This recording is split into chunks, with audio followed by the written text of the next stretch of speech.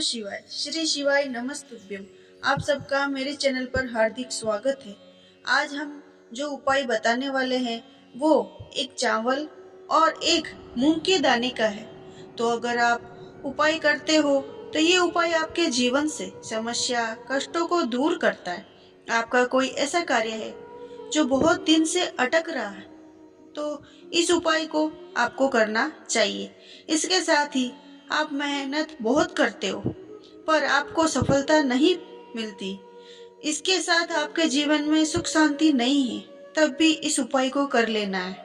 पूज्य गुरुजी की कथा सुनकर और समझकर आपको समझाने का प्रयास करते हैं। और उसके पहले चैनल पर आप नए हो तो चैनल को सब्सक्राइब करो और वीडियो को लाइक करो और वीडियो को ज्यादा से ज्यादा शेयर करो। और इस उपाय को करने के लिए सबसे पहले सामग्री में चाहिए वह है मूंग। तो मूंग का दाना आपको लेना है। कितना मूंग का दाना लेना है? अगर आप यहाँ एक मूंग का दाना लेते हो तो भी चलेगा। ध्यान रखना जो भी मूंग का दाना लो वो साबुत होना चाहिए, वो खंडित नहीं होना चाहिए। उसके साथ अगली सामग्री है चावल। वो चावल आपको लेना है और वो भी कितना लेना है?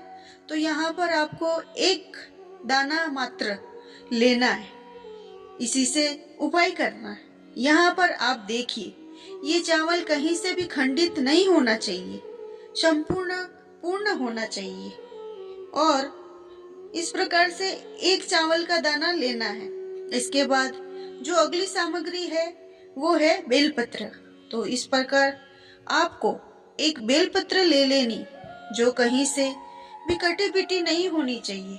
और अगर बेलपत्र नहीं मिले तो कुछ मत करिएगा, शिव मंदिर जाइएगा।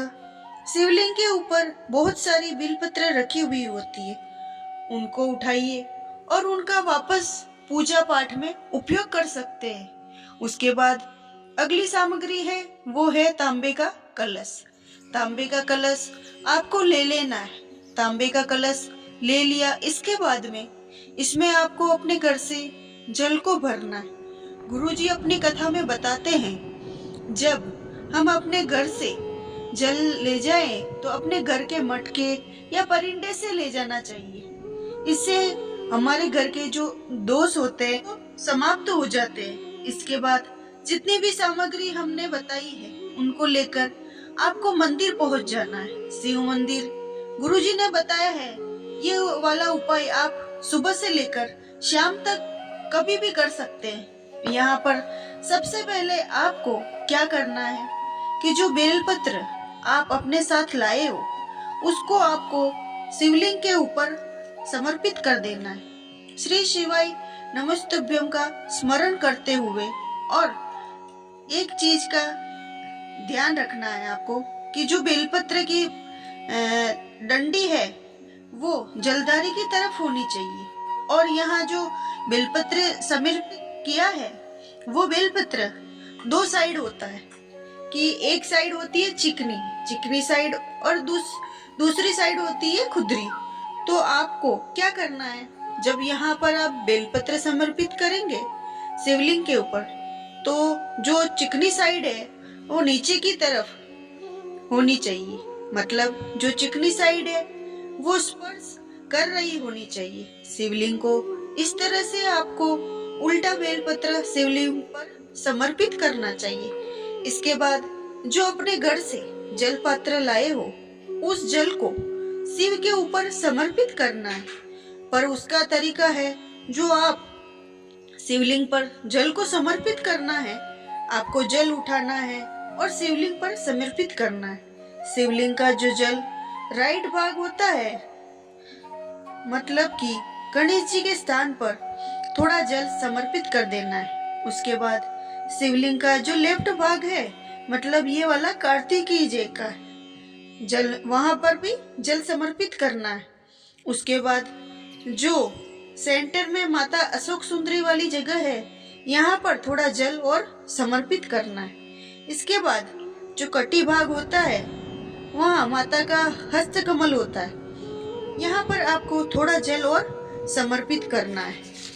ऐसे करके आपको जल समर्पित करते रहना है।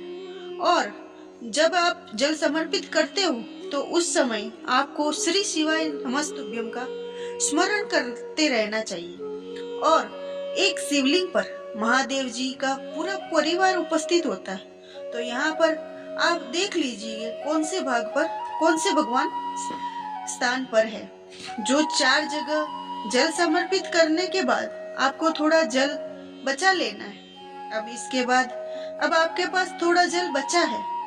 अब ये जो हरी मूंग है और चावल का दाना है वो आपको जो बचा हुआ जल है उसमें एक एक करके लोटे में डालना है। इसके बाद आपको लोटे को उठाना है और वापस शिवलिंग के ऊपर समर्पित कर देना है। जल को समर्पित करते समय श्री शिवाय नमस्तुभ्यम का स्मरण करते जाना है। इसके साथ ही आपको बुद्धेश्वर महादेव का स्मरण भी करना है, क्योंकि बुद्धेश्वर महादेव हमारे जीवन में बुद्धिमान और विवेक की प्राप्ति करवाते हैं। हमारे जितने कार्य अटक रहे हैं वो पूर्ण करवाते हैं। अब जल समर्पित करने के बाद अंत में आपको शिवलिंग के पास बैठना या खड़े रहना है और भगवान भोलेनाथ से प्रार्थना करनी है। मेरे जीवन में जो भी तनाव है, जो भी कष्ट है, जो समस्या है, जीवन में आर्थिक संकट उत्पन्न हो रहा है, वो आपकी जैसी भी समस्या है वो आपको भोलेनाथ को कह देना है, उनसे प्रार्थना कर लेनी है। अगर आप एक बेलपत्र, एक चावल का दाना और एक मूंग के दाने से ये उपाय करते हो तो आपकी हर मनोकामनाएं पूरी होती है।